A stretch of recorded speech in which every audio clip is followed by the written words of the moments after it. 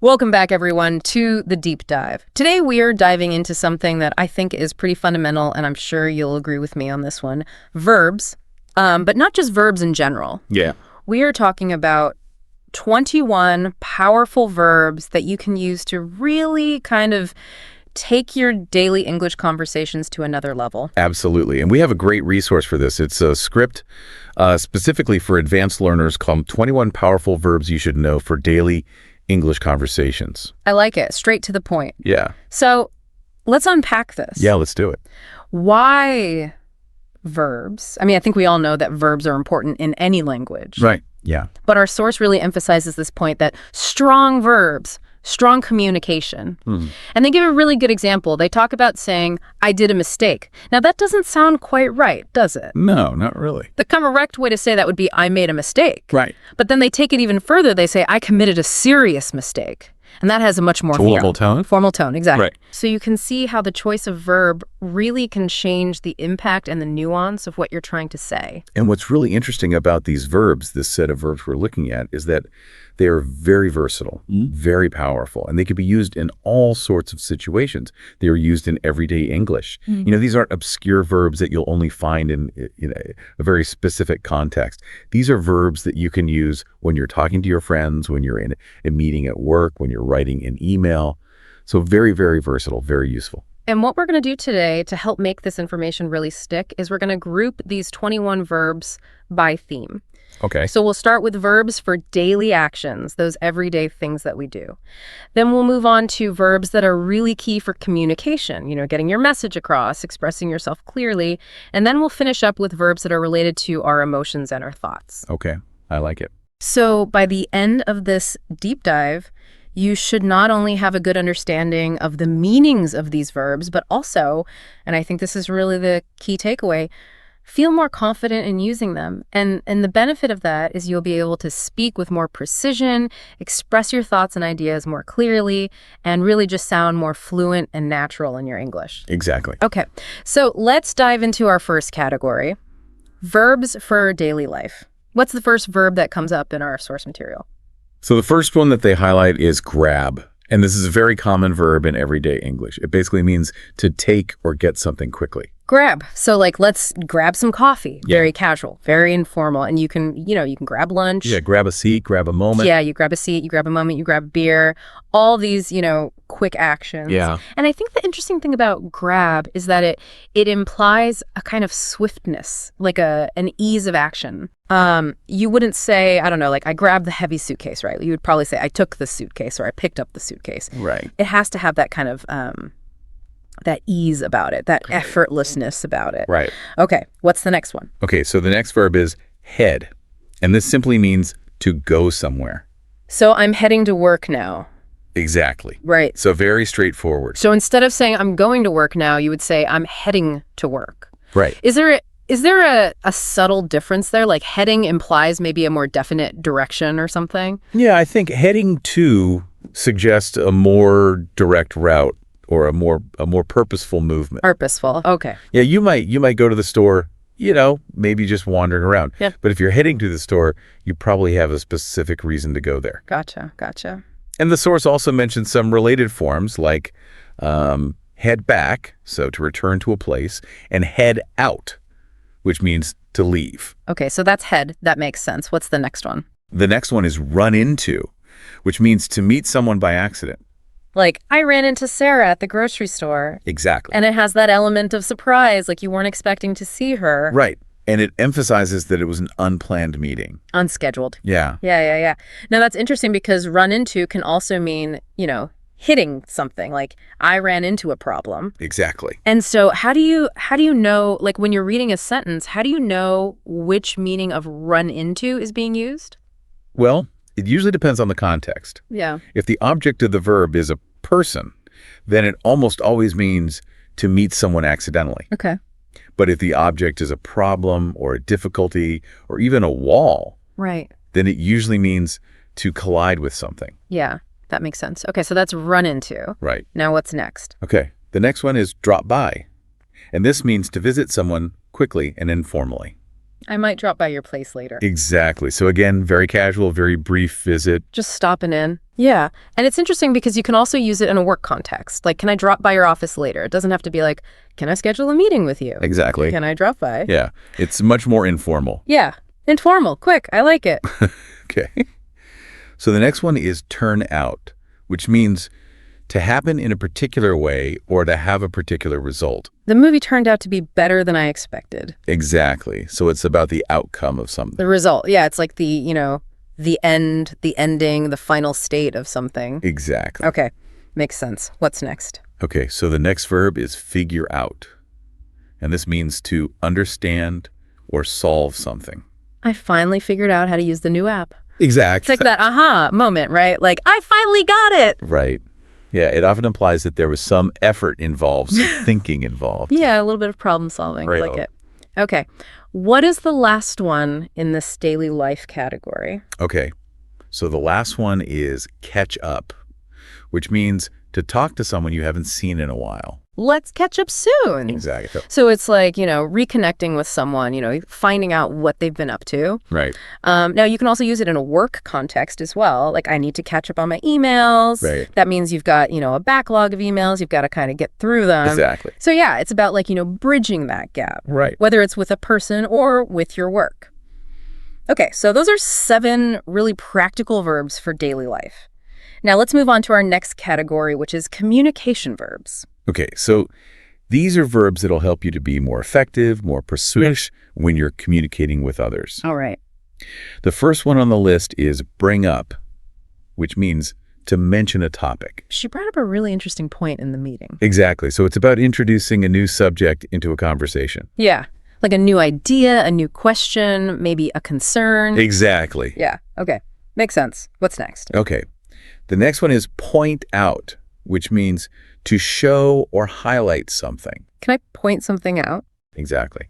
And this is often used to draw attention to a specific detail, perhaps an error in a document or something positive that you noticed. Oh, yeah. I just wanted to point out that. Right. Yeah. Okay. What's next? Okay. The next one is get across, which means to make someone understand something. Oh, this is a good one. I'm having trouble getting my point across. Exactly. You're trying to explain something, but the other person just doesn't seem to get it. Right. I feel like I experience this a lot, especially when I'm trying to explain technical things or abstract ideas. Me too. It can be really frustrating when you just can't seem to get your message across. Totally. No. So how do you usually deal with those situations? Well, sometimes I try to rephrase things or use simpler language. Right. Sometimes I give examples or use visuals to try to clarify things. Yeah, I think examples are super helpful. Definitely. Okay, so the next verb on the list is go over, which means to review or explain something again. Let's go over the plan one more time just to make sure everyone's on the same page. Exactly. So this is really important for clarity, for making sure that everyone understands. Definitely. It's important to avoid misunderstanding. Yeah, absolutely. Okay, what's next? Okay. So the next verb is cut off, which means to interrupt someone while they're speaking. Oh, this is a tough one, right? Because you never want to interrupt someone. Right. Like it can be considered rude. Yeah, but sometimes it's necessary, you know? Yeah. Sometimes you have to interject. And it can also be used in the context of a phone call, like the call got cut off. Exactly. That means the connection was lost. Yeah, okay, that's cut off. Right. What's next? Okay, the next verb is bring in, which means to introduce or include someone in a discussion or an activity. Let's bring in John for marketing. He might have some valuable insights on this project. Exactly. So it's about expanding the circle of involvement. Yeah, like adding another voice, another perspective. Right. I like it. Okay, and what is the last one in this category? Okay, so the last verb in the communication category is follow up. I'll follow up with an email tomorrow with more details. Exactly. So it's about, checking back later, making sure that things are moving forward. Right. Yeah. Whether it's confirming a decision, providing more information, or just, keeping the lines of communication open. Exactly. It's important to stay connected. Okay, so those are 7 key verbs for effective communication. Right. Now, let's move on to our final category, which is verbs for emotions and thoughts. Okay. So these are verbs that will help you to express your inner world, your feelings, and your ideas more effectively. Wonderful. What is the first one? So the first one is look forward to, which means to feel excited about something that's going to happen in the future. I'm really looking forward to the weekend. Exactly. It's a very positive verb. Yeah. It expresses anticipation and excitement. You know, I'm looking forward to our next deep dive. Me too. It's always a lot of fun. It is. Okay, what's next? Okay, so the next verb is make up, which has two different meanings. Two different meanings. One meaning is to invent something, like a story or an excuse. So he made up an excuse for being late? Exactly. Okay. And what's the other meaning? The other meaning is to forgive someone and become friends with them again after an argument. Oh, okay. So they made up after their fight. Exactly. So context is really important here. Definitely. The meaning is usually clear from the context. Yeah. You don't want to get those two mixed up. Right. Okay. So the next verb on the list is come up with.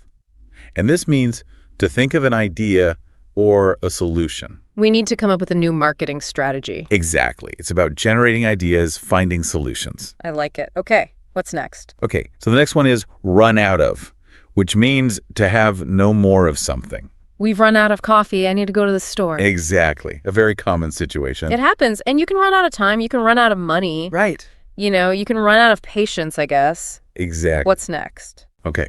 The next verb is mess up, which means to make a mistake or do something wrong. I really messed up that presentation. Right. It's a very honest verb. Yeah, it's about acknowledging a mistake or a failure. Exactly. And we all mess up sometimes. It's part of being human. Absolutely. Okay, what's next? Okay, so the next verb is hold on, which simply means to wait. Hold on a second. I need to check my calendar. Exactly. It's a very useful verb in everyday conversations. Yeah, it's just a way of saying just a moment. Exactly. Okay, and what is the final verb in this category? Okay, so the final verb is turn down, which means to refuse an offer or request. He turned down the job offer because he wasn't happy with the salary. Exactly. It's about declining something that's been offered to you. Yeah. Okay, so that was a lot of verbs, but hopefully by grouping them by theme like this, it'll be easier for you to remember and use them. Right. And our source actually has a little mini quiz that you can use to test your understanding of these verbs. Oh, that's a great idea. Let's go through the quiz together. Okay, so the first question is, I didn't get any ideas. I didn't. I don't come up with any ideas. Exactly. Okay. Okay, number 2. Can we our notes before the test? Can we go over our notes before the test? Perfect. Okay. Okay, number 3. I need to with an old friend. I need to catch up with an old friend. Exactly. All right. Okay, number 4. She turned down the invitation to the wedding. She turned down the invitation to the wedding. Exactly. Okay. And the last one. The last one. His excuse, it wasn't true. He made up his excuse. It wasn't true. Exactly. You got them all right. All right. I aced it. Well done. I'm ready to go out there and use all these verbs now. Yeah. So just to recap, we've covered 21 powerful verbs that can really enhance your English communication. Yeah. And they're not obscure verbs. They're not overly formal verbs. They're verbs that you can use every day in all sorts of situations. Right. So our challenge to you, the listener, is to try to use at least 5 of these verbs this week in your real conversations or in your writing. Exactly. And pay attention to how using these verbs affects your communication. Right. Do you feel more confident? Do you feel like you're expressing yourself more clearly and effectively? Yeah, and think about the subtle differences in meaning that these verbs can convey. Exactly. And we really encourage you to keep exploring the world of English vocabulary. There's so much to learn, and it's a really rewarding journey. Thanks for joining us on this deep dive. Thanks for listening. We'll see you next time. Okay, welcome to the deep dive. Yeah. Today, we're going to be tackling something that's like absolutely crucial if you want to speak English fluently. It really is. We're diving into 21 essential verbs. Right. The ones you hear, like all the time, everywhere, and that you need to use yourself Yeah. to, sound natural when you're speaking. And this is not about like obscure vocab. It's not. This is like the building blocks of everyday conversations. That's right. Think of this as like getting a solid grip on the engine room of the English language. Yeah, yeah. For you, the listener, our aim today is really, really simple. but it's powerful. We want to give you a real understanding of these 21 verbs so you can express yourself clearly, you can be confident, and you can just use English naturally in all sorts of daily situations. Absolutely. Whether you're watching a movie, whether you're chatting with friends, whether you're in a work meeting, like mastering these verbs, I think it's really going to make a noticeable difference. It will. It might seem basic, but I think these seemingly simple words are incredibly powerful. They're really going to boost your ability to communicate well and also to understand native speakers better. Yeah. Okay. So let's get into it. Why are verbs so crucial? Well, let's start with the big picture. Yeah. Verbs are crucial because they're the action words, right? They are. They describe what we do, how we feel, what we think. They really drive the sentence. They provide that essential information about what is happening. Right. If nouns are like the who and the what, Yeah, verbs are the action. they are. And choosing the right verb is key. It really is. It's the difference between being vague and being precise. And that leads to clearer, more natural English that's easier for everyone to understand. Exactly. And that's precisely why we're focusing on these 21 verbs, because they form a fundamental layer for day-to-day communication. And by becoming really comfortable with them, you'll find that your spoken English sounds much more natural across a wide range of common scenarios. Right. Okay. So let's dive into our first set. These are 7 verbs that pop up all the time in everyday life. So first up is get. Now this little word packs a punch. It has a few different meanings, doesn't it? It really does. Get is incredibly versatile. Yeah. It can mean to receive, like I got a new phone yesterday. Right. It can also mean to become, as in he's getting tired. Yeah. And it can even mean to bring, although we haven't actually included an example of that specific use here. But Okay. what's really fascinating about get is just how frequently it's used in spoken English, Right. often in place of more formal alternatives. So I guess more naturally? It is. Yeah. And beyond these core meanings, get is a real workhorse in what we call phrasal verbs. So Oh, yeah. think about how often we say get up instead of arise or get over an illness rather than recover. Mm-hmm. Mastering those combinations is really key to sounding natural. That's such a good point Yeah. about phrasal verbs. You hear those all the time. You do. Okay. So next is go, which is, I guess, pretty straightforward. It means to move or travel. Yeah. For example, I go to work at 8 a.m. or let's go to the park. Yeah. So not too many like hidden complexities there. Generally, no. Go is that really fundamental verb for expressing movement from one place to another. It's very direct. It's to the point. Right. Then we have come. And the crucial thing here is like the direction, right? It means Yeah. to move toward you. Yeah. So examples like come here or my friend is coming to the party. It's all about like the perspective of the speaker or the listener. It is, exactly. The directionality relative to the speaker or listener is that key difference between come and go. Right. Okay. Our next verb is take, meaning to grab, carry, or use. Yeah. We have examples like take your umbrella, it's raining, or I took a photo of the sunset. Yeah. It seems like another really common and adaptable verb. It is. Take covers a range of actions involving interaction with an object, whether it's physically holding it or moving it or using it for a specific purpose. Right. Okay. Moving on, we have make, meaning to create or prepare. Uh-huh. So examples are she made a cake and don't make excuses. Yeah. I like how that second example shows make in a more abstract sense, It does. not just like physical creation. Yeah, that's an important observation. While make often relates to physically creating something tangible, it also applies to forming decisions, making plans, or even, as in your example, making excuses. Yeah. Yeah. It really highlights its versatility beyond just the physical realm. Right. Okay. Next is do, described as a general action verb. Yeah. And we have I do yoga every day and what do you do for work? Mm-hmm. This one feels like the go-to when you just can't think of a more specific action. Yeah, that's a good way to put it. Do is often used when the specific action itself isn't as important as the fact that an action is being performed at all. Yeah. Okay. And it also plays a crucial role, and what we call an auxiliary verb, in forming questions and negative statements. Right. Like, what do you do? Mhm. Or, and as we'll see later, I don't like. Right. Oh. Okay. And finally, for this set, we have, meaning to own or experience. Yeah. Examples are, I have 2 sisters and we're having dinner now. Yeah. So it covers both possession and being in the middle of an activity. Exactly. Have is another incredibly common, very flexible verb. It can denote ownership, relationships, experiences, and even forms part of those compound verbs like have to or have been. Yeah. Okay. So we've covered get, go, come, take, make, do, and have. Yeah. So quite a lot. Now let's shift our focus to verbs that we use specifically when we're talking to with other people. Okay. This is a really important category as so much of our daily life involves communication. Absolutely. So the first verb here is say, which simply means to speak words. Right. So we have, he said hello to me, and what did you say? It's a very direct way to report spoken words. Right. Pretty straightforward. It's just about uttering something. Yeah. And then we have tell, which means to give information to someone. Examples are, tell me the truth, and can you tell her about the plan? So the key difference between say and tell is that tell, it almost always has a direct object. It does. Someone you're giving the information to. Absolutely. That's a really crucial grammatical distinction.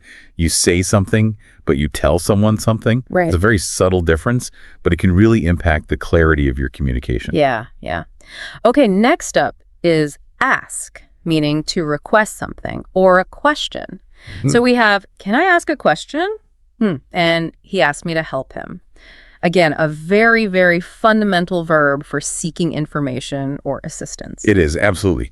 Ask is essential for initiating inquiries and making requests. Yeah. It's how we bridge gaps in our knowledge and how we seek support from others. Right.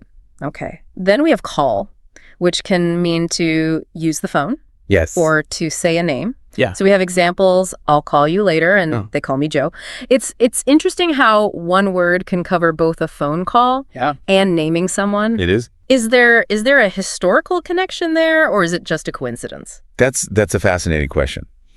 While the exact etymological links are a bit complex, both meanings do relate to some form of vocal communication or identification. Okay. Whether it's addressing someone directly with their name or it's reaching them through a vocal medium like a phone, it's a great example of how language evolves and connects seemingly different actions through this kind of shared concept of vocal interaction. That's really interesting. Okay, so our next verb is talk, meaning to speak with someone. Yeah. And we have examples like, let's talk after lunch, and she talks too fast.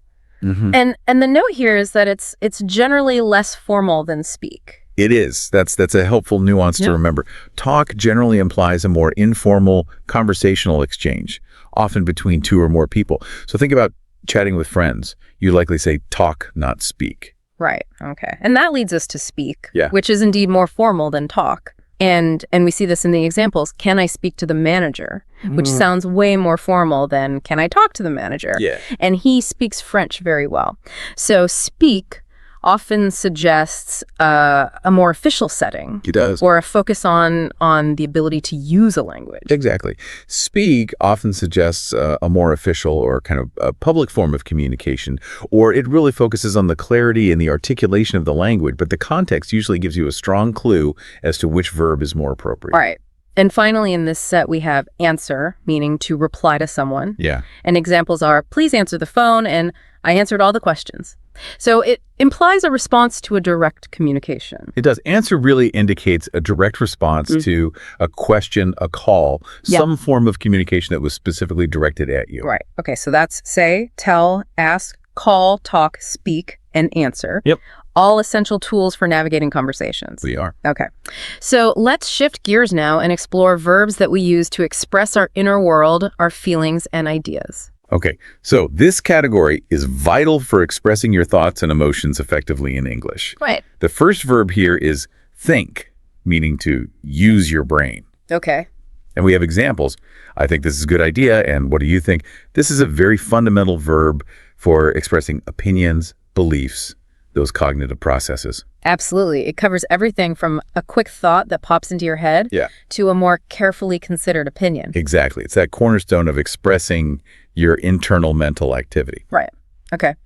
And next we have know, meaning to have information. Yeah. And examples are, I know the answer and she knows my name. This is about possessing facts or having an understanding of something. It is. Know signifies a state of being aware of something or being familiar with it. It implies a level of certainty, a level of understanding. Right. Okay. Then there's feel, which is used to talk about emotions. Yeah. And we have, I feel happy today. And do you feel okay? And this one's like key for expressing how we're experiencing the world internally. It is. Feel connects to our senses and our emotional state. It's really how we articulate our internal sensations and emotions. Right. Our next verb is want, meaning to wish or desire. Uh-huh. So examples are, I want some coffee, and she wants a new job. Expresses a longing or a desire for something specific. It does. Want expresses a longing, a desire for something. It indicates a preference or a goal that you're hoping to achieve. Right. Following that is need, indicating something important or necessary. Yeah. And examples are, I need help and you need to study more. So this suggests a greater level of necessity than simply wanting something. It does, Right. precisely. Need implies a requirement, something essential for well-being or achieving a really critical goal. Right. Okay, we then have remember, meaning not to forget. Yeah. And the examples are, do you remember his name? And I don't remember where I put my phone. So this relates to our ability to recall past information or experiences. Yeah. I'm sure we've all had those moments where we wish we could remember something. Absolutely. Remember is such a vital cognitive function for learning and just navigating our daily lives. It is. It is. And finally, for this set, we have forget, meaning can't remember. Yes. And examples are, I forgot my keys, and don't forget to email me. Yeah. The direct opposite of remember, of course. It is. And another very common experience. Yes. Forget indicates a failure to recall something, whether it's a name, a task, or an object. Right. So those are our 7 verbs for feelings and ideas. Think, know, feel, want, need, remember, and forget. Yeah. Now that we've kind of explored them all, it's your turn as the listener to actively engage. Let's put these verbs into practice. I like it. This is a fantastic way to really solidify your understanding. So I'm going to read a short sentence, but I'm going to leave out one of those 21 verbs that we've discussed. Okay. And your task, listener, is to think about which of the verbs that we've discussed would fit best in that blank space. Right. So are you ready to test your knowledge? Let's do it. Okay. Here's the first one. I always a big breakfast. What verb do you think completes that sentence most naturally? So the answer here is have. Right. I always have a big breakfast. It fits the meaning of regularly experiencing or doing something. Exactly. Okay. Next up. Can I use something? Okay, in this case, the best fit is ask. Right. Can I ask you something? This clearly relates to requesting information. Okay. Good job. Sentence number 3. He, me about the new plan. Okay, so the answer is told. Yeah. He told me about the new plan. This fits the meaning of giving information to someone directly. Right. You're doing great. Here's the next one. I like going out tonight. Okay, here the correct verb is don't, the negative form of do. Right. I don't like going out tonight. It expresses a feeling or a preference. Right. Again, number 5. Don't your phone again. The missing verb is forget. Yeah. Don't forget your phone again. This is about the inability to recall something. Okay. Spot on. Sentence number 6. She really sad today. Okay. The answer is feels. Yeah. She feels really sad today. This directly connects to expressing an emotion. Yeah. Okay. Almost there. Number 7. I need to my boss. Okay. The correct verb is call. Right. I need to call my boss. This refers to using the phone to communicate with them. Yeah. Okay. And here's a bonus one for you. Let's meme a movie tonight. Now, while watch wasn't one of our core 21, it's a super common verb you definitely need to know. Yeah, it is. And the bonus answer is watch. Right. Let's watch a movie tonight. Yeah. It fits the context of viewing something for entertainment. Yeah. Excellent. How did you do, listener? We hope you got most of those right. I hope so too. Now, for a little extra practice that will really solidify your learning, we encourage you to actively try using at least 5 of the 21 verbs we've discussed today in your own sentences. Yeah. Saying them out loud, even to yourself, can really make a big difference. That's absolutely right. Putting these verbs into practice in your own context is key to making them a natural part of your spoken English. Right. It's one thing to understand them, but actively using them will really solidify their meaning and make them readily available when you're speaking. Yeah, absolutely. Okay. Let's bring this deep dive to a close. Okay. What's the key takeaway from our session today? So the main thing to remember is that we've explored 21 essential verbs that are absolutely fundamental to everyday English conversation. And by understanding and actively using these verbs, you gain the power to clearly describe your actions, express your thoughts and feelings effectively, and communicate with greater confidence and clarity in a wide range of situations. Yeah, I think that's such a good point. And what's a clear next step you can take to continue your learning? Well, we strongly encourage you to choose at least 5 of these verbs, perhaps the ones that you found yourself thinking about a little more during the episode, and make a conscious effort to use them in your very next English conversation, no matter how short it might be. Yeah, yeah. And do we have a final tip to help accelerate your progress? We do. Make it a regular habit to say full English sentences out loud every single day, even when you're alone. This practice helps to strengthen those neural pathways in your brain for speaking English and will make it feel much more natural and automatic over time. Right, right. So here's a final thought to really get you thinking about the bigger picture. Consider how mastering these fundamental verbs, these essential building blocks of communication, can unlock your ability to express yourself in more complex ways and ultimately open up new and exciting opportunities for deeper connection and understanding in the English language. Couldn't have said it better myself. Thanks for taking this deep dive with us. Thanks for listening, everybody. Welcome to the deep dive. Glad to be here. Today we're going deep on something so basic, it's almost easy to miss. Oh, yeah. 21 English verbs, the kind that make up everyday conversation. Okay. We're working from a list found in resources for English language learners just starting out. So really basic stuff. Yeah. Simple verbs, core meanings, examples you'd use every day. Right. But the goal today isn't really a review. Yeah. It's more like we want to see why really understanding these words can open up how much you understand. Yes. And that's regardless of how much English you know already. Precisely. The fascinating thing about beginner material is that it makes you look at what's truly essential. Right. And these 21 verbs are grouped in a way that reflects just that, like the core of what it means to be human. Huh. So we've got actions and routines, daily life stuff, Okay. then verbs we use when we're talking to each other. Communicating. Right. Okay. And finally, words for our inner world, feelings, thoughts. Interesting. So this organization already gives us a powerful framework. It does. And thinking about you, the listener, no matter where you are with English, Yeah. whether you're helping someone learn, brushing up yourself, or you just like the nuts and bolts of language, I'm in that last group.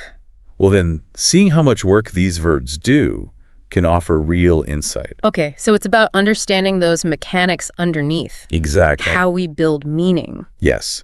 So let's dive into those verbs that describe what we do every day, actions, routines, that kind of thing. Perfect. The first one is go. Okay, go. It means move from one place to another. Right. And the example they give is, I go to school every day.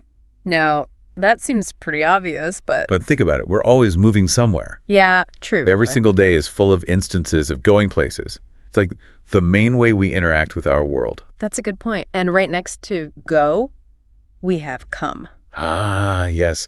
Come is interesting. So it means move to your location. Right. Like in, my friend comes to my house every weekend. This pairing right away shows us something really important about language. What's that? Perspective.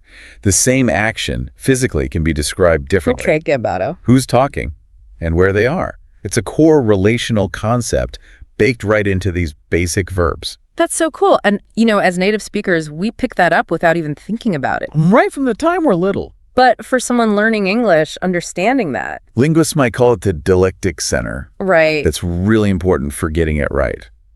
Okay, so next up we have eat. Yeah. Eat. Okay. Put food in your mouth. Simple as that. And the example. I eat breakfast at 8 a.m. It's a basic need, right? Absolutely, it's biological. And they express it with the super direct verb. I like that. Yeah. And then we have its partner in crime. Oh, you mean drink? Exactly. So that means, Take in water or another liquid, like I drink coffee every morning. right, another essential one. These aren't just actions, they're part of our survival, how we live each day. Think about how many times these ideas come up, even indirectly. Oh yeah, all the time. It's interesting, though, because they often become the basis for social things, too. Like what? Let's go grab a drink, or did you eat yet? They're not just about me doing something, they're how we connect. That's true. Okay, moving on. All right. We've got sleep, Sleep. meaning rest at night. Example, Hmm. I sleep at 11 p.m. This verb speaks to our need to recharge. To our body's natural cycles. Exactly. And to go with that, of course, we have Wake up. Wake up, meaning Stop sleeping. Like, I wake up at 7 a.m. these two sleep and wake up. They're the bookends of our conscious day, you know? We can't talk about a routine without them. That's so true. And the last one in this group is take, Take. meaning to hold or carry something. Like, I take my bag to school. Okay, so take seems simple, but it's actually super interesting. It is, because that core idea of taking, of acquiring or holding on to something, it stretches into so many different situations. You're right. You take a bus, take a chance, take responsibility. Exactly. Yeah. Even at this basic level, you can see how one verb can have a bunch of meanings that are all connected. That's fascinating. All right, so we've looked at what we do on our own, our daily actions. Right. Let's move on to how we connect with other people, those verbs we use for talking to each other. So this category takes us from what we do individually to how we interact. Okay. The first one up is say.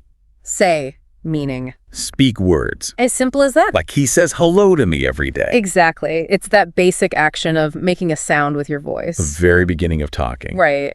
And then we have tell, which builds on that. Yes. Tell means give someone information. Like, I tell my mom everything. Exactly. So the focus shifts from just speaking to actually sharing something you know. So you say something, but you tell someone something. Exactly. And tell almost always needs someone on the receiving end of that information. Okay, so next we have ask. Ask, meaning say a question. Like, can I ask a question? Precisely. This verb is all about actively trying to learn something. It's about being curious and wanting to engage. Exactly. And naturally, it has a counterpart. You mean answer. Right. Answer, meaning give a reply. Like, I answer the teacher's questions. So ask and answer show how communication is a two-way street. Precisely. It's a dialogue. These two are essential for that back and forth. Okay. Next up is call. Call, meaning speak on the phone. As in, I call my brother every night. Right.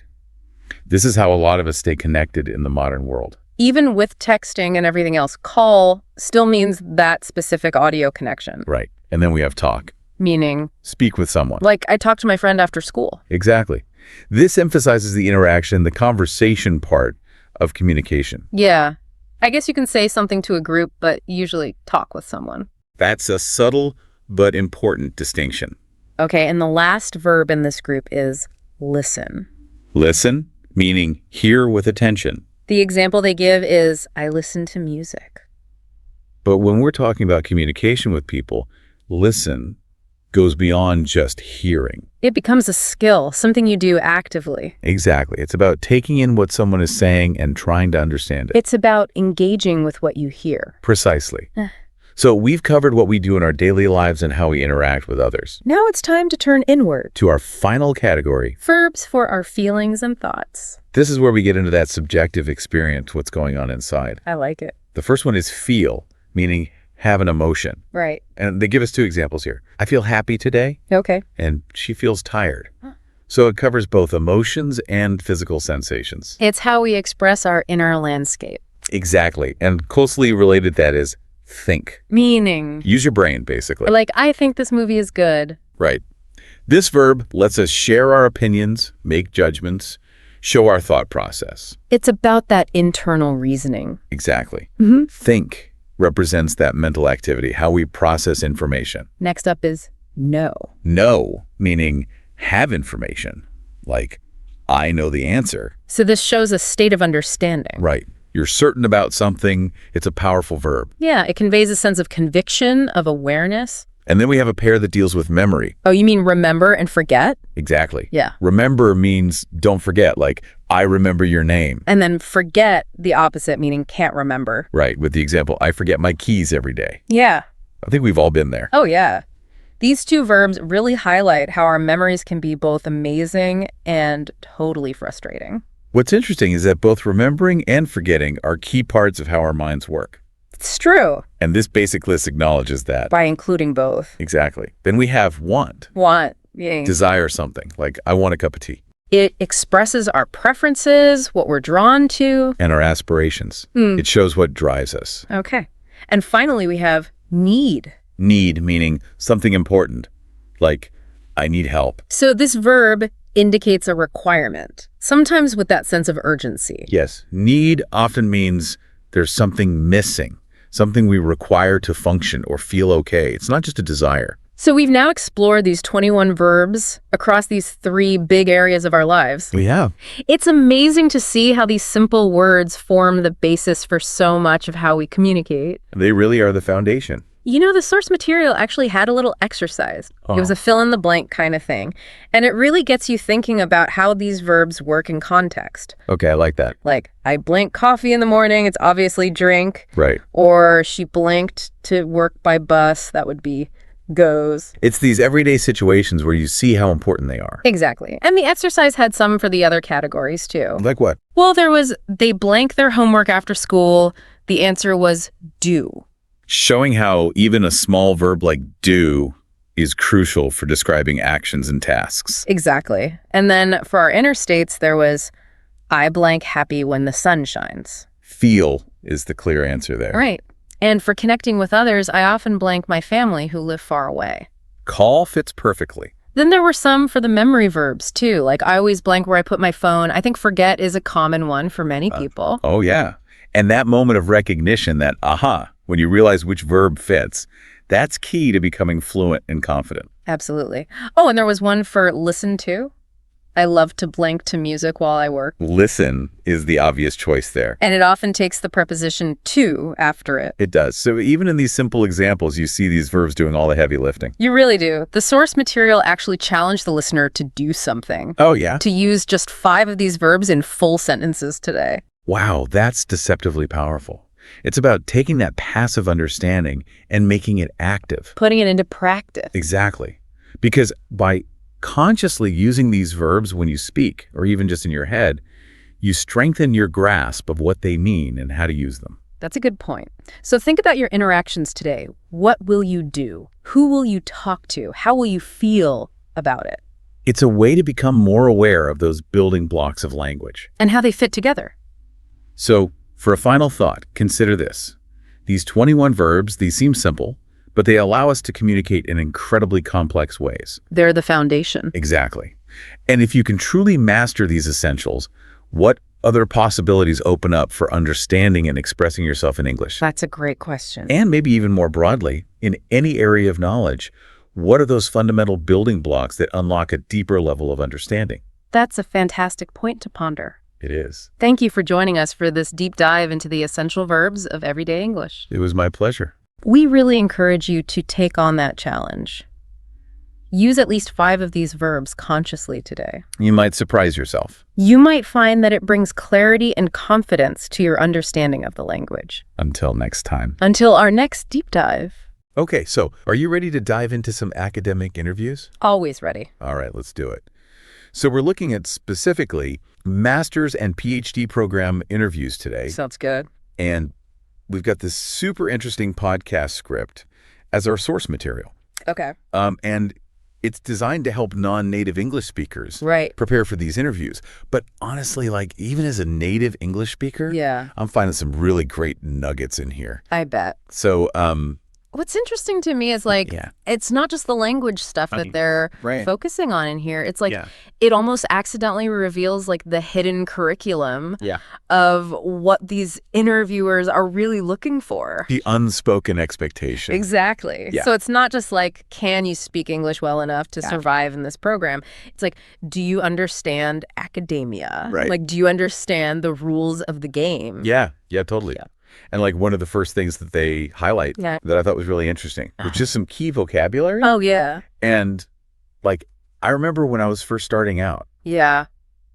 Those words just felt so intimidating. Oh, for sure. Like research proposal supervisor methodology. That's like a whole other language. It's a whole other language. And I think they hit the nail on the head in this script. And they're like, you have to use this language comfortably. Yeah, you can't sound like you're reading it off a flashcard. Right, exactly. God, just like, it's got to roll off the tongue. Yeah, and I think what they're saying is like, you're signaling to the interviewer. You get it. That you get it. You understand the landscape. Yeah, exactly. You're fluent in academia. So, then they go on to talk about some common interview questions. And like, honestly, the classics. The classics, like, tell me about yourself. Oh my God. Why this program? What are your research interests? Every single time. And I don't know about you, but when I was first starting out, I would just kind of like Regurgitate the resume. Regurgitate my resume, like, here are the facts about me. Right. I'm hardworking. I'm dedicated. I'm a team player. Yeah. Blah, blah, blah. But I feel like the script here is really pushing us to go deeper. Oh, absolutely. It's not about just the facts. It's about like, who are you as a researcher? Who are you as a thinker? What's your story? Yes. What makes you tick? And like, give me a concrete example. Okay, so let's say they ask you. Yeah. Tell me about yourself. Okay. Don't just say, I'm hardworking. Right. Tell them about that time you pulled an all-nighter. Yeah. To analyze data for your undergrad thesis. Yes. You know? Show them. Yeah. Don't tell them. Give them the evidence. Okay, so another example. Okay. They ask you, why this program? Right. And I think this is one where people often fall into the trap of just saying nice things about the program. Oh, it's a great program. Yeah, exactly. It's very prestigious. It's prestigious. It's well-ranked. I would be honored to be here. Yeah. Yeah. What's the deeper level? What you got to do is you got to connect it to yourself. Yeah. You got to connect it to your research interests. Okay. So let's say there's a faculty member in that program who does research on, I don't know, 18th century feminist poetry. Okay. And that's what you're passionate about. Right. You got to mention that. Yeah. You got to be like, I read Dr. So-and-so's book, Right. and it blew my mind. I have to work with this person. And you know what's funny is sometimes I struggle with that. Yeah. Because I want to be authentic. Right. But I don't want to sound like I'm overselling it. Like you're trying too hard. Yeah, exactly. Yeah. So how do you... I think the key is, you know, when something genuinely excites you, you can feel it. Yeah. So think about like a recent research study that you read that really got you fired up. Yeah. Why did it excite you? Was it the methodology? Was it the findings? What was it about that study that made you go, wow? Okay. And then when you're talking about your own research interests, Yeah. weave that in. Okay. And your passion will come through naturally. It'll be genuine. Exactly. Okay, I like that. Yeah. Now, What else we got? there's a SAML interview conversation in this track. Oh, yeah. Let's break that down. Can we break it down? Let's see what's going on. Okay, so let's take a look. And I'm noticing that the you in this example seems to be doing a pretty good job of like highlighting their experience and they're hitting their interest in the program. They're hitting the main points. Right. Yeah. But where could they improve? So one thing I notice is when they're asked about their research interests, they mention like a broad area, but they could be way more specific.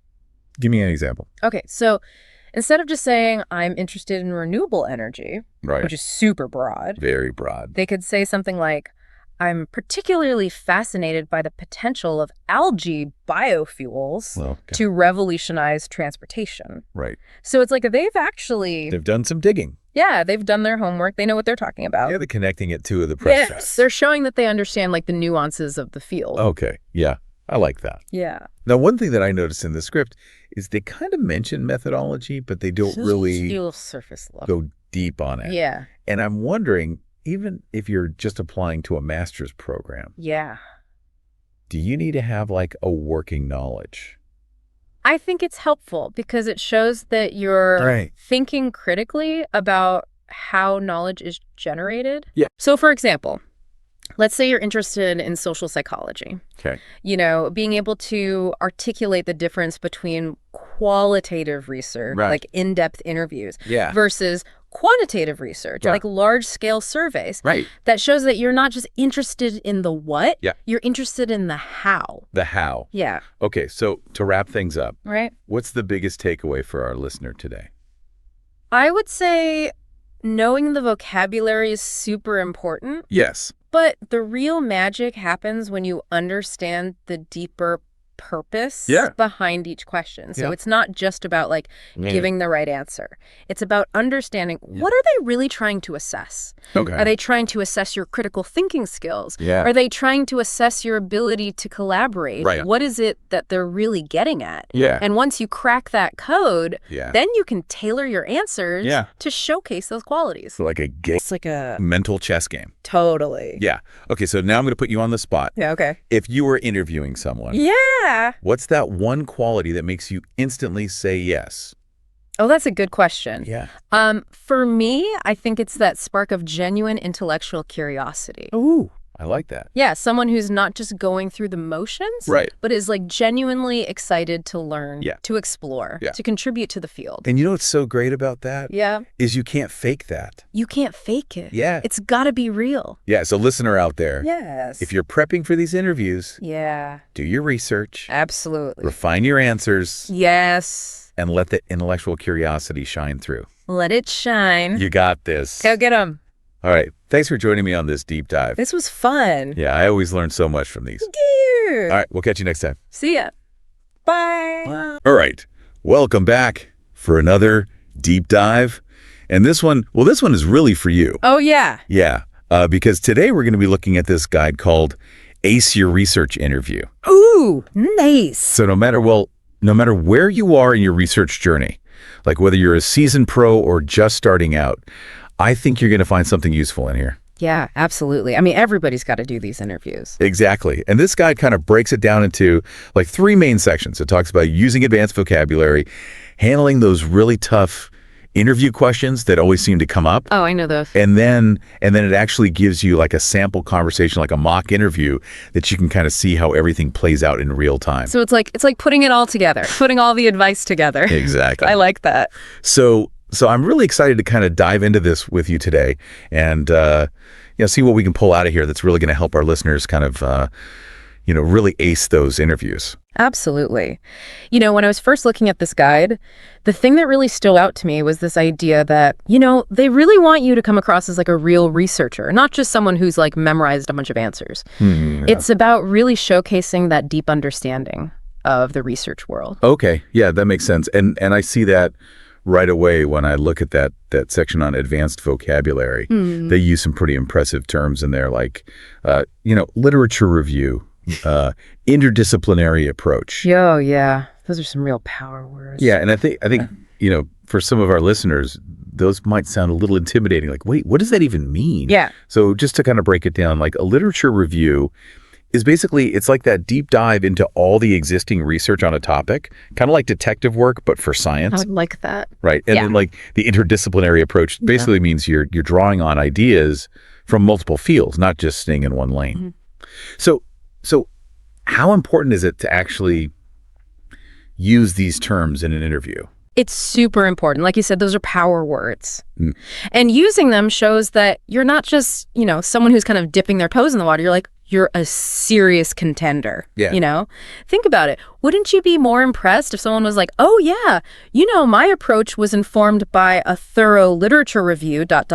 which helped me identify a gap in their research, versus just like, oh, yeah, I did some reading. Totally. It's like showing, not just telling. Exactly. But I do worry about like sounding like I'm just like name dropping big words, Yeah, totally. And the guide actually talks about that. Yeah. That's why they say it's not about memorizing a glossary, Right. You have to actually practice, like incorporating these terms naturally. You got to make them your own. Gotcha. So practice makes perfect. All right. I get it. Yeah. But what about those tough interview questions you were talking about? Oh, yeah. The guide calls them that. Yeah. They get into things like challenges you've faced, handling criticism, Ooh, yeah. contributions to the program. And I think those are things that can be, a little nerve-wracking to talk about. Absolutely. And these are the types of questions that are really designed to go beyond just like the surface level. Yeah. So let's take that challenge question, for instance. Okay. The interviewer isn't just wanting to hear a story about, like a time your experiment failed. Right. They're looking for something more. They want to see how you think critically, how you analyze problems, and how you adapt. When things don't go exactly according to plan. So it's about showcasing your resilience, like your problem-solving skill. Exactly. It's about showing how you learn and grow from those setbacks. And that's something that's so valuable in any research environment. Okay. That makes a lot of sense. Now, the guide also gives a sample interview conversation. Yeah.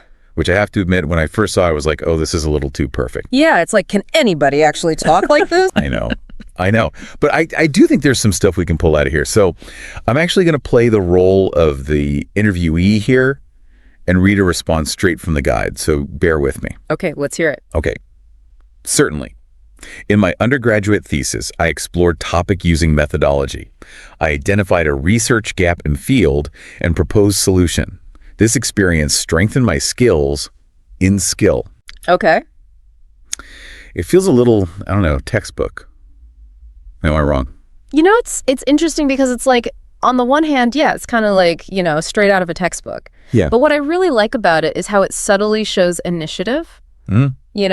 Like, think about it. You're not just saying, I did this task. You're saying, I identified a research gap. Oh, yeah. I proposed a solution. You're using these really strong action verbs to kind of highlight your accomplishments. Yeah, that's true. It's not just saying I did this. It's like I proactively tackled this challenge and this is what I learned from it. Exactly. Okay. So there's definitely some good stuff in there. Oh, yeah, for sure. But obviously, like, you need to adapt this to your own experiences. Right. It has to sound authentically you. Absolutely. You can't just like parrot these responses. You got to make them your own. So I think to kind of wrap up what we've talked about today, we've talked about using that strong vocabulary, but using it naturally. Right. We've talked about showcasing resilience in the face of challenges and framing your experiences in a way that really demonstrates that initiative, that critical thinking. Yes. I think the biggest takeaway for me is that preparation is key. Practice is key. Absolutely. And as you're preparing, I want you to think about this. Beyond all those technical skills we talked about, what are the personal qualities that make someone a truly great researcher? Ooh. And how are you going to demonstrate those in your interview? That's such a great question to consider. Yeah. And remember, it's your passion, your genuine curiosity, your unique perspective. Those are just as valuable as all those technical skills. Couldn't agree more. So thanks for joining us on this deep dive. We wish you the very best of luck in your interviews. Go get them. We'll see you next time. Bye. All right. Welcome back, everybody, for another deep dive. Always exciting to be back. You know it. This time, we're taking a look at English for academic success, advanced level. And Oh, very useful stuff. yeah, and it seems like a lot of you out there listening are probably getting ready for some pretty big interviews. Yeah, big interviews. So we thought, PhD programs, master's programs, Exactly. all that good stuff. We figured, let's give you some extra Ammunition. ammunition. And vocabulary. Yeah, to really knock them dead Yeah, out there. absolutely. So, this book really dives right into some key vocabulary. Like right off the bat, it's talking about stuff like Empirical research. yeah, empirical research. Conceptual framework.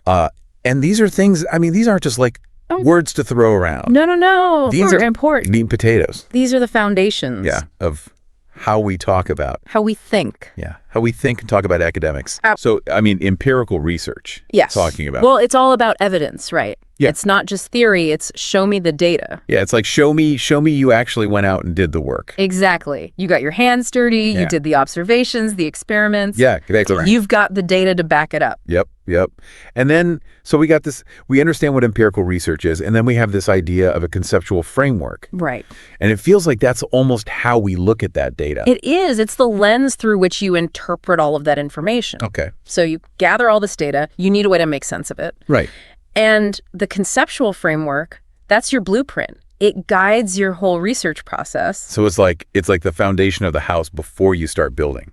Precisely. Yeah. And, it helps you explain your findings in a clear, coherent way. Yeah.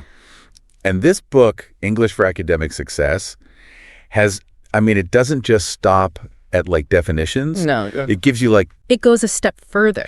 yeah, it gives you some phrases you can use. Like right off the bat, it says, It says, my research contributes to. yeah, my research contributes to blank by addressing blank. Yes. By addressing this research gap. Yeah, this research gap. And I think that idea of a research gap, Oh, that's crucial. it's like one of the hardest things for people to figure out, I think. It is, because you have to really understand what's already out there. It's Yeah. like doing a puzzle, right? You got to see all the pieces that are already in place Yeah. and then figure out what's missing. Right. What's that missing piece? Exactly. Mhm. So, for example, if everyone's researching climate change and they're all focused on melting glaciers, Right. maybe you look at the impact on specific bird migrations. Right. That's interesting. There you go. That's a potential research gap. Yeah. Yeah. And that's what's going to make your research so valuable. Absolutely. Unique and valuable. Yeah. Another thing that this book talks about that I think is so important, it even gives you some wording and some tips on, is how to handle, the classic question of how would you handle a disagreement with your supervisor? Ooh, that's a tough one. Which is such a tough question. Yeah, it can be a bit intimidating. Because Especially if you're going into a PhD program or a master's program, you're going to be working so closely. Very closely. For years. And you're going to have disagreements. You will. It's inevitable. It's going to happen. Yeah. And that's where, communication skills are so important. Yes. Being tactful, being respectful. The source suggests acknowledging the disagreement, but in a way that's not confrontational. Right. Like maybe seeking clarification, help me understand your perspective. Yeah. That kind of thing. And trying to find common ground. Yeah. I love that. It's like you're not trying to win an argument. No, you're trying to collaborate. You're collaborating. Exactly. Yeah. You're showing that you can navigate those complex academic relationships. I remember in my first PhD interview, I was so nervous about the question, what unique perspective do you bring? Oh, yeah. What unique perspective do you bring to this research? That's always a tricky one. Because you're like, well, I'm just me. Yeah, it's like, what do you mean? What do you mean unique? Yeah. But it's really about showcasing how your background, your experiences, Yeah. even things that seem unrelated, Yes. can actually enrich the group's work. That's so true. So for me, I have a background in linguistics, Okay. which you might think is completely separate from psychology. Right. But it actually helped me analyze qualitative data in a really different way. Oh, interesting. Yeah. It gave me a new perspective. Yeah, so it's almost like taking these different, parts of yourself and saying, well, I know that this part of me doesn't seem to fit, but actually it really does. Exactly. Connect those unexpected dots. Yeah. One other thing I wanted to mention, this book, it talks about researching potential funding opportunities. Yes. Which at first I was like, whoa, hold on, really? This early on? I know, right? It seems like a lot. But I think it's But it's brilliant. it's so smart. It is, because it shows that you're already thinking ahead. Yeah. You're proactive. You're resourceful. You're not just waiting for someone to hand you a project. Yeah. You're saying, I want to be a part of this. I'm ready to contribute. Yeah. And that's so attractive to a potential advisor or a research group. Absolutely. You'd be like, this person's already thinking like a researcher. They're already invested. They're invested. Yeah. Yeah. And this book wraps up. I mean, the last sample interview question it gives is all about Time management. which, let's be honest, is crucial in any academic program. Especially PhD or a master's, I mean. Oh, absolutely. Yeah. You're juggling so many things. Research, teaching, classes, your own personal life. It's a lot. It's a lot. So being able to manage your time effectively is essential. And, the book talks about structured planning and prioritization. Right, having a system in place. But honestly, I think this is such a personal thing. It is. It really is. What works for one person might not work for another. Yeah. So don't be afraid to experiment. Yeah. Yeah. Find what works for you. There's the Pomodoro technique, time blocking, Oh, yeah. All that good stuff. There's apps designed specifically for students. Oh, so many resources. Find what clicks for you and stick with it. So there you have it. I mean, from, key vocabulary to how to answer tricky questions, Funding opportunity. even time management. I mean, feeling ready to tackle those interviews. I hope so. But, beyond all these practical tips, I want to leave you with a question. Oh, good. What personal qualities or experiences Yes. do you think would make you stand out? What makes you, you? That's such a good question. Really dig deep on that one, folks. Absolutely. That's your homework. Yeah, that's your homework. Think about that one. And until next time, keep on diving deep. Keep diving. Okay, so imagine this. You're at the hotel check-in, and you're exhausted from your trip, and suddenly you blank on how to say, I have a reservation. We've all been there. Oh, yeah, definitely. And that's why today we're doing this deep dive into this beginner English guide for hotel stays. The one you sent us. Yes, exactly, to help you navigate those situations and, sound like a pro, even if you're secretly freaking out. Yeah, and what's really fascinating about this guide is that it actually goes beyond just the basic phrases. It highlights how subtle language choices can really influence what kind of service you receive. Oh, okay. So it's not just about being understood. It's about using the right English to get the best possible experience. Exactly. Like, for example, did you know that there's actually a difference between asking for the bill and the invoice at checkout? Oh, really? Yeah. Wow. Using the wrong one could lead to confusion or even delays, especially if you're on a business trip with specific billing arrangements. Wait, hold on. Bill versus invoice? I thought those are the same thing. Okay, we are definitely unpacking that later. But first, let's go back to that moment of arrival. You walk into the lobby, maybe a little jet lagged, and you need to announce your presence. Yeah, this is where confidence is key. Yeah. It sets the tone for your entire stay. Okay, so how do we strike that perfect balance of like polite but assertive? Because sometimes I just want to collapse on the nearest couch. Well, the guide recommends the classic, "Hello, I have a reservation under the name." Right. It's simple, but it gets the job done. Isn't that a bit basic, though? I mean, even I know that one. It might seem basic, but think about it. Like when you state your reservation clearly and confidently, you're signaling that you're organized and you expect a smooth check-in process. Yeah, okay, good point. I guess it's about, projecting that I know what I'm doing vibe, even if internally I'm just hoping they have a room with a decent view. Exactly. And this confidence carries through to the next step, presenting your ID. Right.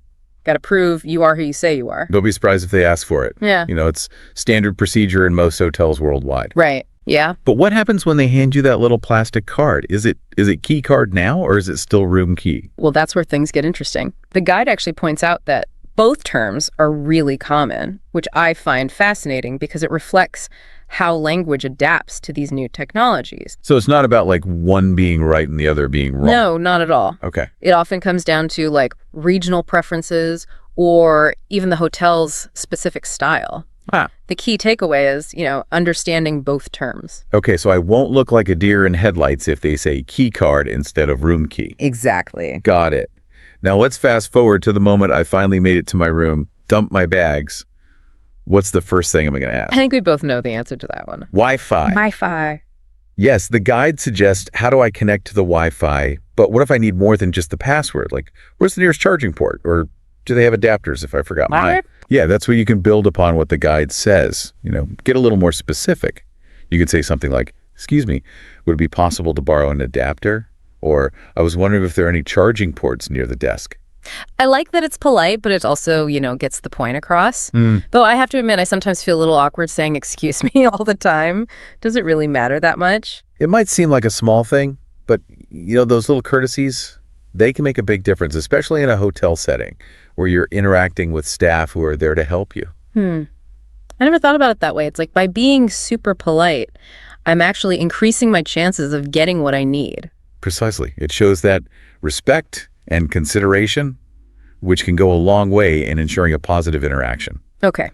I am sold on the power of, excuse me. Now let's say I'm all settled in, but disaster strikes. I need more towels. The classic towel conundrum. The guide keeps it simple. Excuse me, my room does not have any towels, which is perfect if I've literally walked into a towelless void. But, I once had this hilarious experience where the hotel only provided those tiny hand towels, the kind that you can barely wrap around your pinky finger. Oh, no. It was like trying to dry myself with a postage stamp. If only I'd known how to ask for specific towel types back then. So how would I do that? You can easily just adapt that basic request to be more specific. So instead of just saying towels, you could say, "Excuse me, could I please have some bath towels?" Or even, "Would it be possible to get some larger towels?" Oh, okay. And what if I need other things like extra pillows or maybe even like a different type of blanket? The same principle applies, just, remember the "excuse me," and then clearly state your request. "Excuse me, could I request some extra pillows for my room?" Or, "I was wondering if I could have a different blanket, perhaps one that's a bit warmer." Okay, so polite, clear, and specific. Got it. But now let's talk about something even more crucial than towels food. Yes. Because let's be honest, no one wants to be that hangry traveler. Oh, the dreaded hangry traveler. Left in the Yes. So how do we navigate, those tricky food situations? Like, what if the menu is in English and I'm not sure what everything is? Yeah, the guide provides some helpful phrases for that. So like, what time is breakfast served? And can I order room service, please? Oh, okay, those are great starting points. But what if I have dietary restrictions, or I just want to know what my options are beyond what's listed on the menu? Because let's be real, sometimes those hotel menus can be a bit limited. Right. So that's where you need to get comfortable asking questions. Yeah. The guide gives an example of, do you have vegetarian options? Which is a great starting point. Okay, and I can adapt that for my own needs, right? Like if I need gluten-free or vegan, I can just politely ask, "Do you offer any gluten-free dishes, or do you have any vegan choices?" Exactly. Don't be afraid to politely inquire about your specific needs. Most hotels are happy to accommodate dietary requests if they can. This is making me realize that even if I'm beyond the beginner level of English, there's still so many nuances to learn. That's the beauty of language. It's always evolving, and there's always something new to discover. Speaking of new discoveries, didn't we say we were going to unpack that whole bill versus invoice mystery? Because I am still totally lost on that one. Right, we can't leave our listeners hanging. We need to dive into that. Yes, please, because I need to know if I've been accidentally asking for the wrong thing all these years. Well, let's start with the bill. Think of it like what you would get at a restaurant. Yeah. It's an itemized list of charges for everything you've consumed or used during your stay. Okay, so that's room service, spa treatments, those tempting snacks from the minibar. Exactly. And you typically settle this bill at checkout, either with cash or a credit card. That makes sense, but then what's an invoice and why would I need it?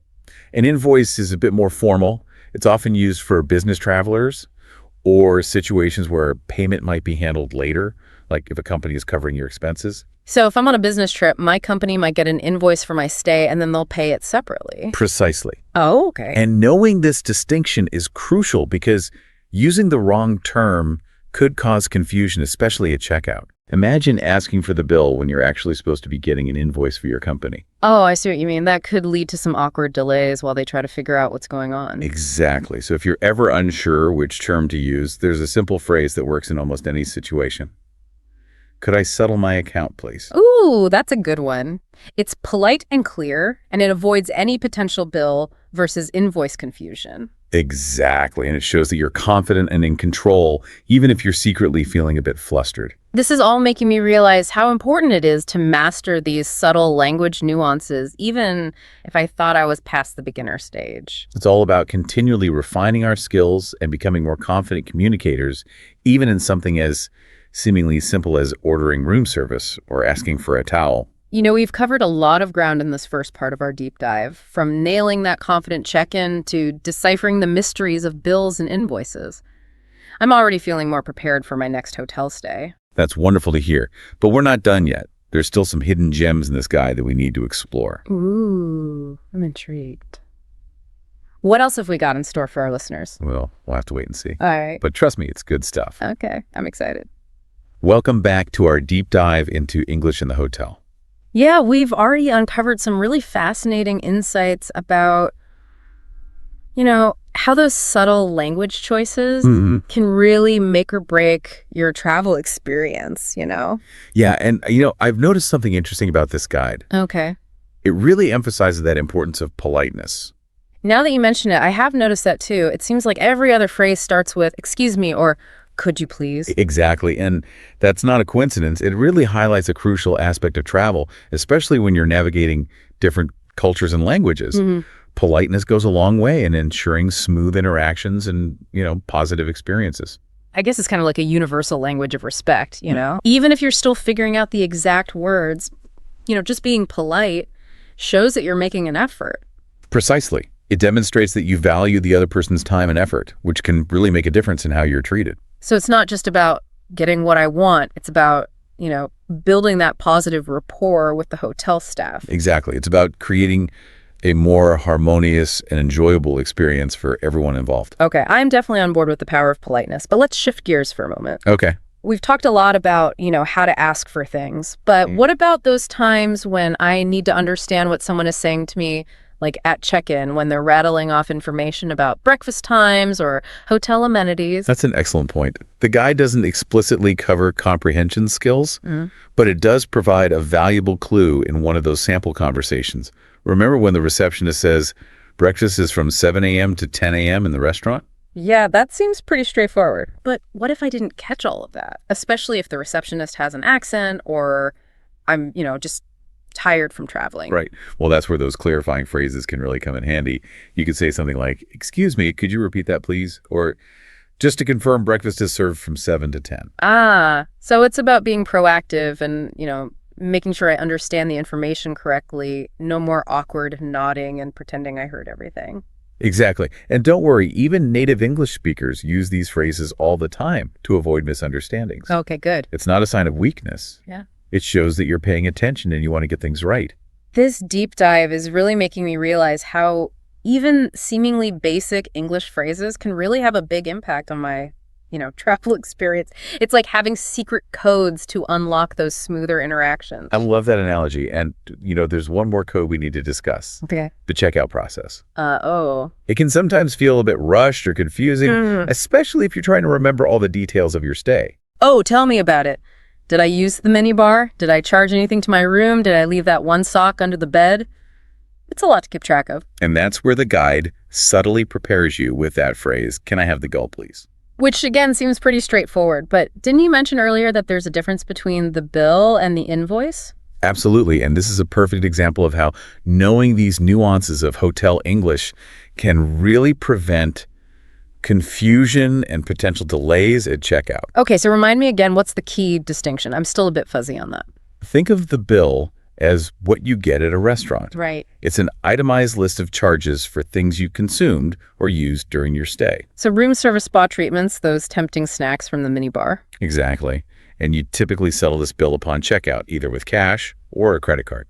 And the invoice is different, how? An invoice is a more formal document, often used for business days or prepaid bookings. Okay. It provides a detailed breakdown of charges that might be billed to a company or settled later. So if I'm on a business trip, I might not actually be paying the bill myself, but rather my company will handle it later based on the invoice. Precisely. And knowing this distinction can really help you avoid awkwardness or delays at checkout. If you're unsure which term to use, a simple, "Could I settle my account, please?"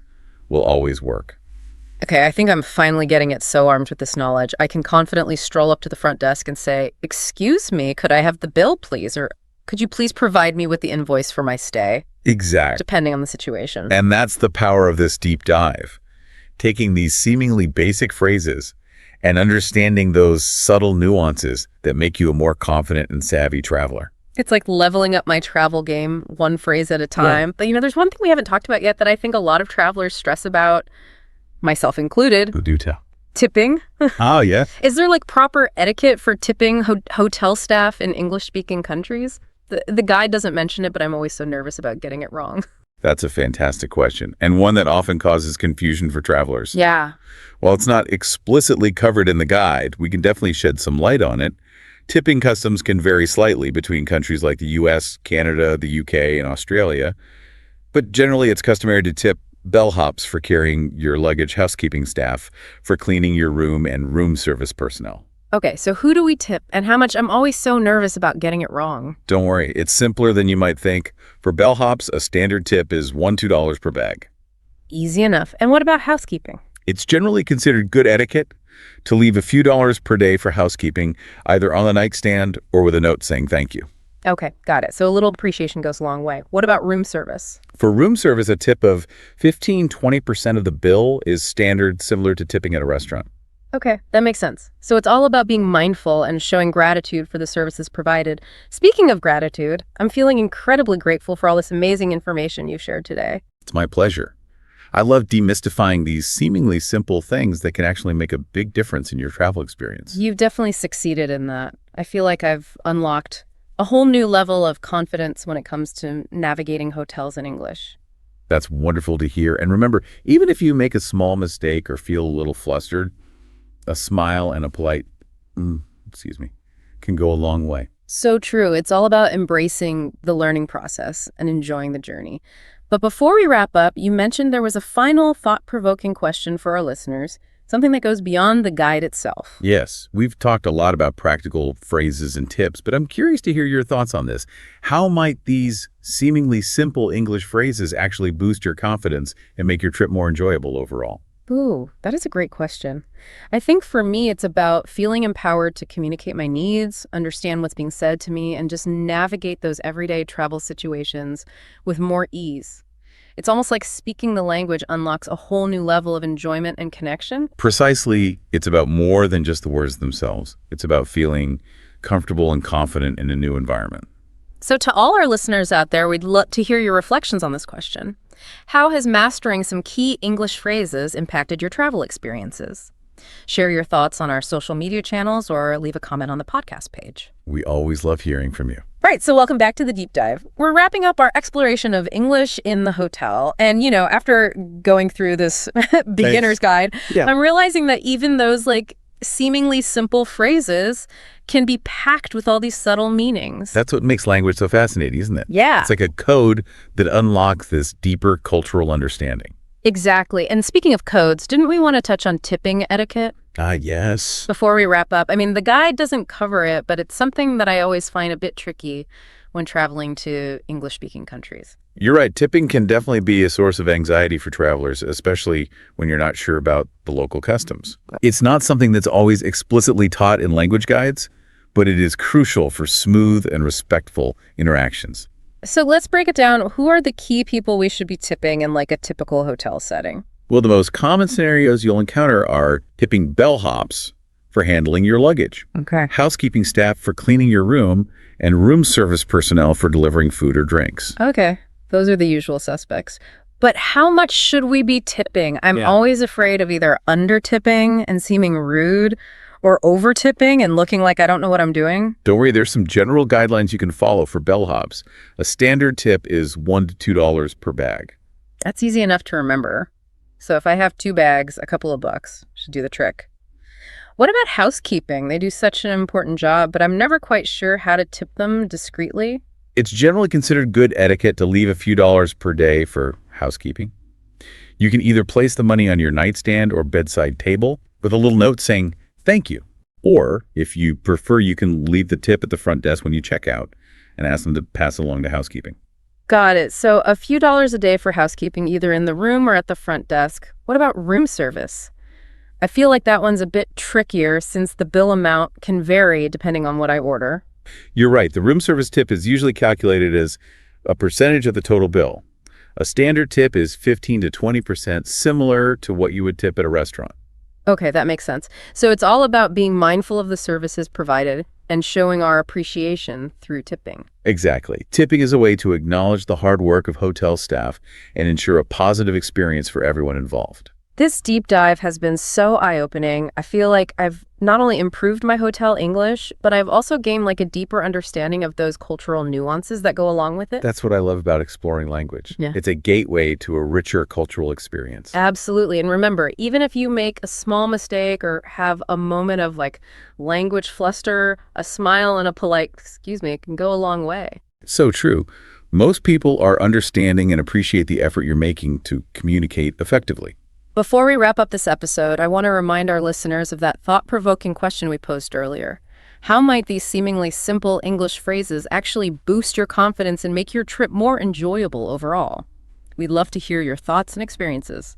Yes, please share your insights with us on our social media channels or leave a comment on the podcast page. We always appreciate hearing from our listeners. And on that note, it's time for us to check out of this episode of The Deep Dive. Until next time, may your travels be filled with smooth communication and memorable experiences. Happy travels, everyone. Okay, so have you ever been in a hotel and you just can't quite, find the right words? Oh, absolutely. Those lost in translation moments can be a little frustrating. Yes.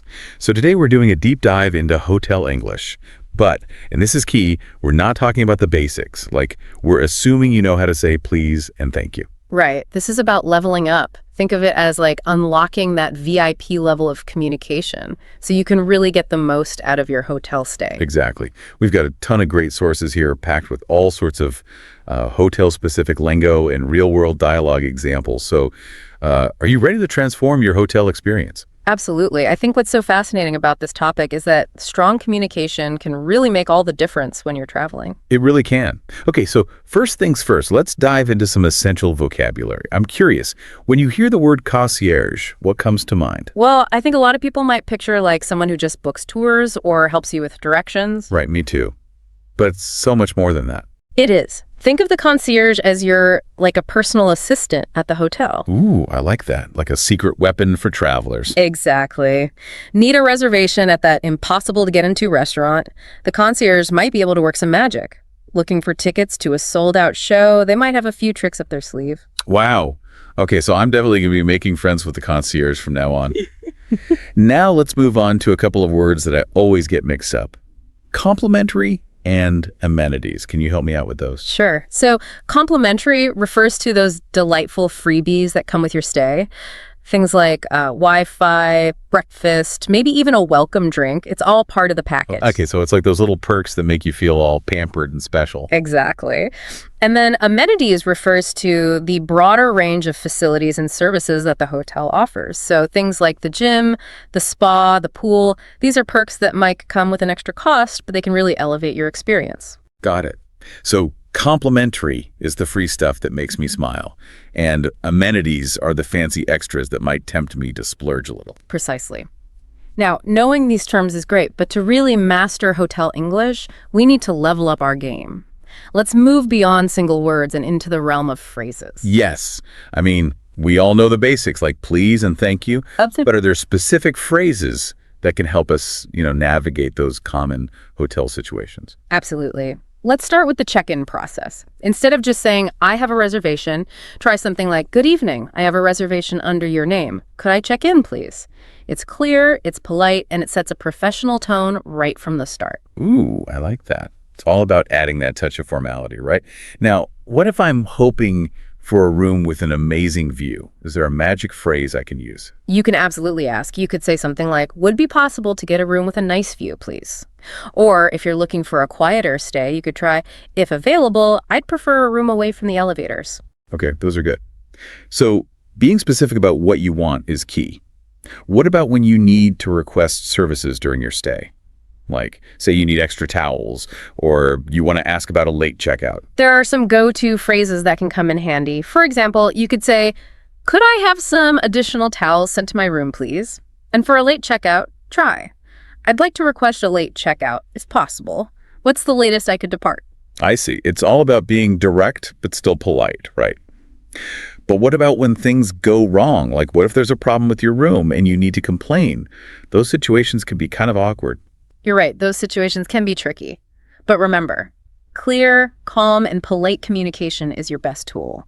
For example, let's say the air conditioning in your room isn't working. Instead of getting flustered, try saying, excuse me, but the air conditioning in my room doesn't seem to be working properly. Could you please send someone to take a look? Okay, that sounds much better than me just saying, it's hot in here.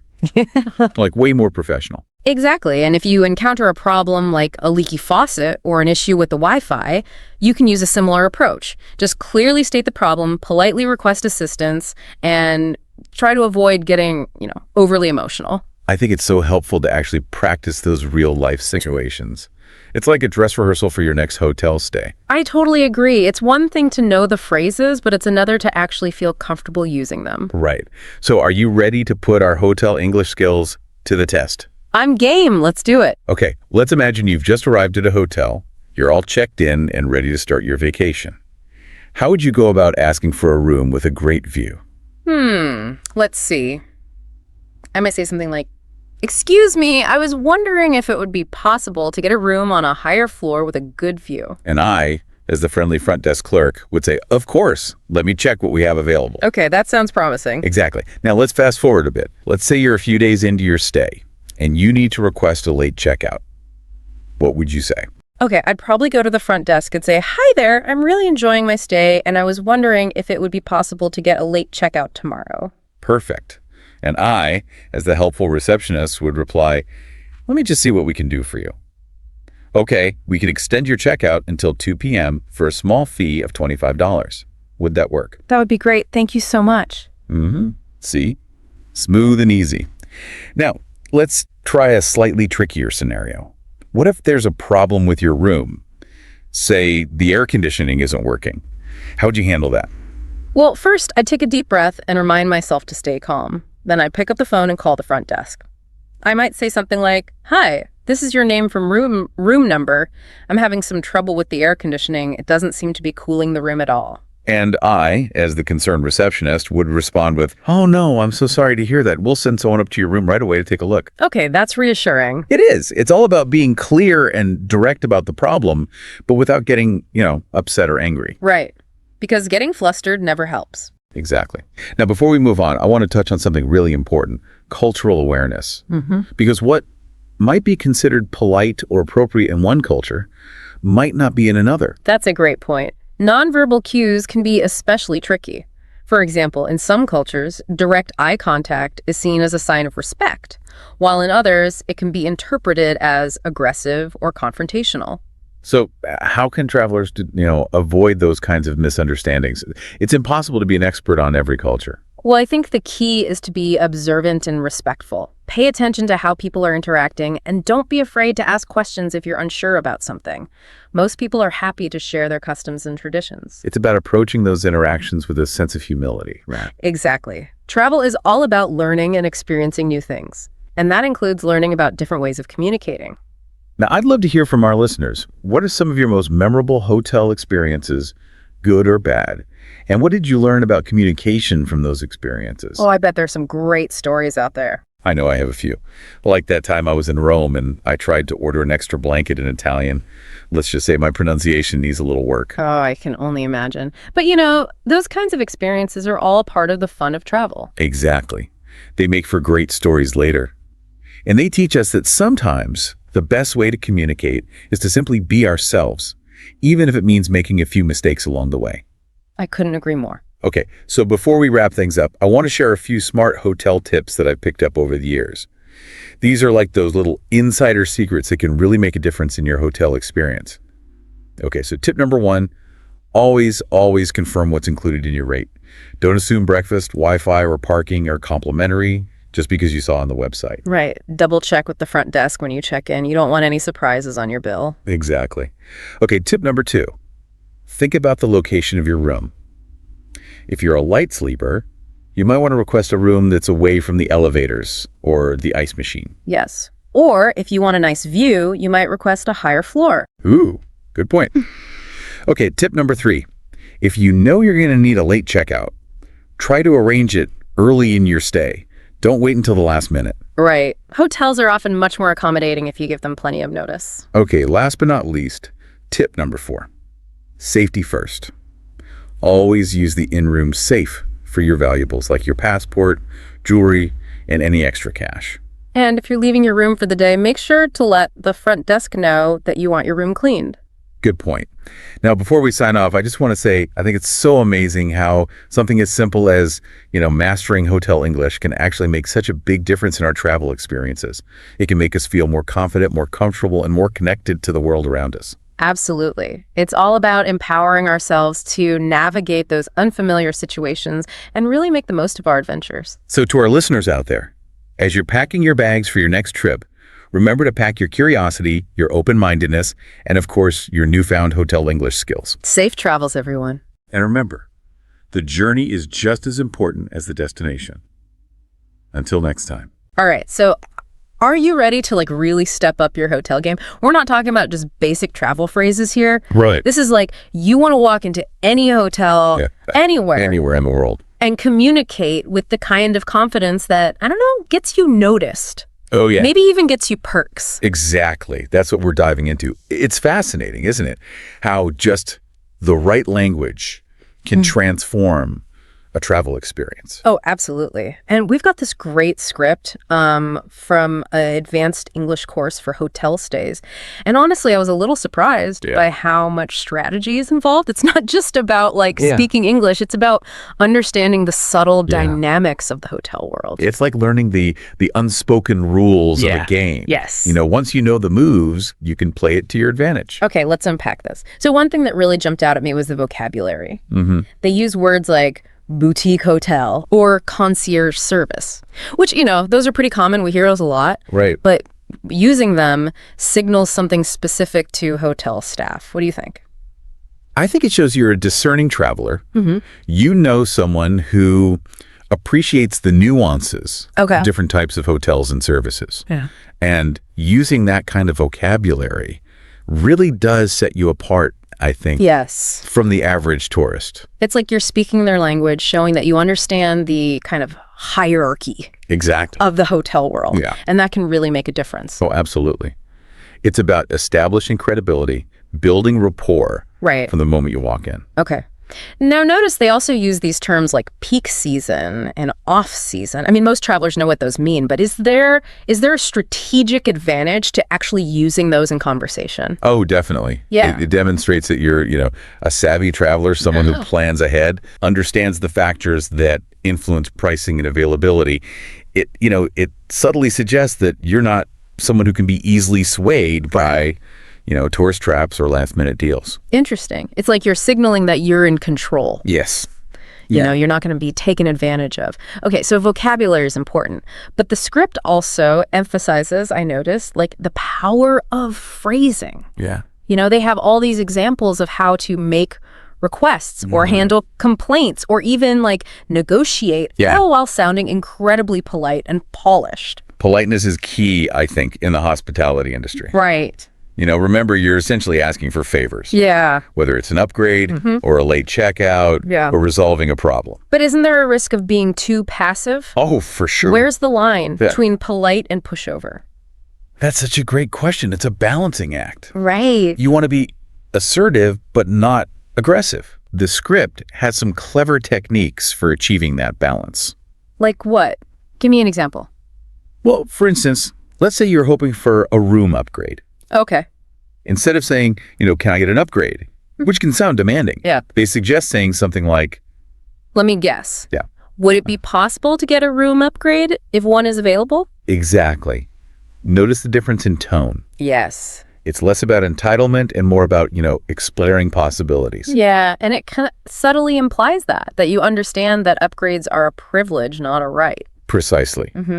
It puts the staff member in a position where they're more likely to want to help you. Okay, that makes sense. So it's about framing your requests in a way that makes the other person feel respected and empowered. Exactly. It's about collaboration, not confrontation. I like that. Yeah. Collaboration, not confrontation. Okay, so we've talked about vocabulary and phrasing, but I'm curious to see how this all played out in an actual conversation. Does the script actually give examples of these techniques in action? It does, yeah.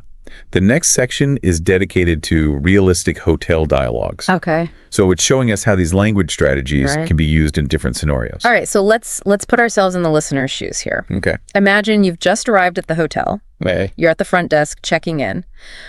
What's a situation where these language skills could really come in handy? Well, let's say you're hoping for an upgrade. Okay.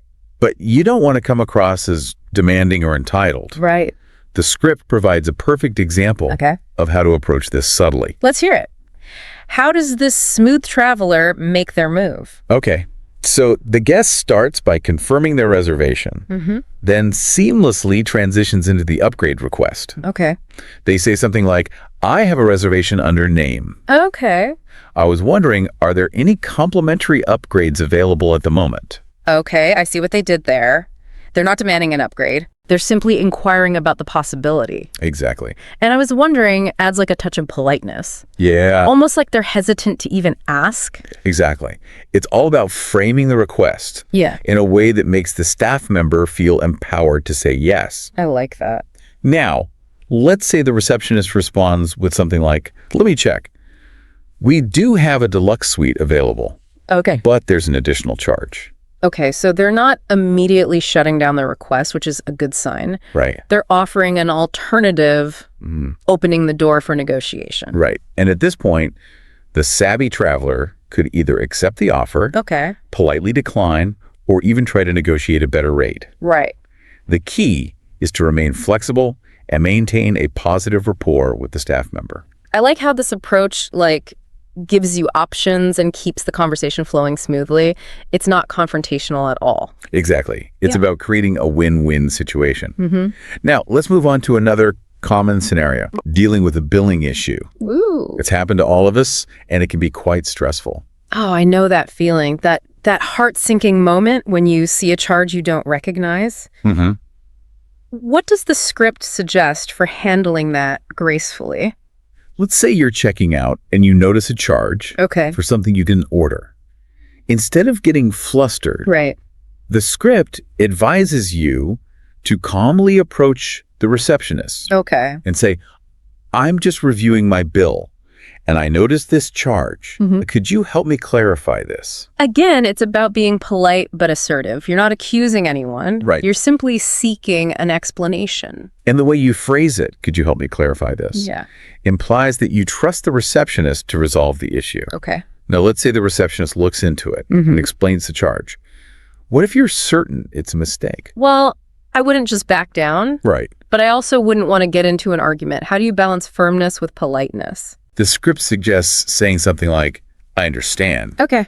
but I'm certain I didn't order this. Could we double check this against the room service records? Okay, that's a smart move. You're not just dismissing their explanation. Right. You're proposing a specific way to verify the information. Exactly. And in most cases, the receptionist will be happy to investigate further. After all, they want to ensure their guests are satisfied. Okay, this is all starting to make sense. It's like you're learning the art of persuasion, but in a very subtle and respectful way. Yeah, that's a great way to put it. It's about influencing outcomes through effective communication. Now, let's tackle the ultimate hotel nightmare. Okay. Overbooking. You arrive, exhausted, ready to relax. Right. And suddenly you're told there's no room for you. What do? This is where those language skills become even more crucial. Right. The script gives you a powerful opening line. I booked my stay months ago. I just received a notification that the hotel is overbooked. Yeah. What are my options? Okay, I like that. You're stating the facts calmly, but firmly. And most importantly, you're asking for solutions. Yeah. Not just accepting their apology. Right.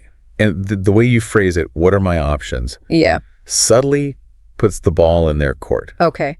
It implies that you expect them to provide viable alternatives. So you're not letting them off the hook with a simple apology. Exactly. You're taking control of the situation. Right. How does the receptionist typically respond in these cases? Well, they usually offer a solution, like a room at a nearby partner hotel. But the key is to listen carefully to their offer and not be afraid to negotiate. Okay. So if the alternative hotel isn't ideal, Right. what could you say? You could say something like, I appreciate the offer, Okay. but I was really looking forward to staying at this hotel. Is there any chance of a cancellation coming up? So you're expressing your preference, but also leaving the door open for a possible change in plans. Exactly. And if they say there's a wait list, you could ask to be put on it Right. and request to be contacted immediately if something opens up. It's amazing how a few carefully chosen words can completely shift the dynamics of the conversation. Yes, You go from that's it. feeling helpless Yeah, to feeling empowered. absolutely. It's about advocating for yourself while maintaining a professional and respectful demeanor. These difficult situations are often where strong communication skills Yes. make the biggest difference. I'm really starting to see the value in mastering these techniques.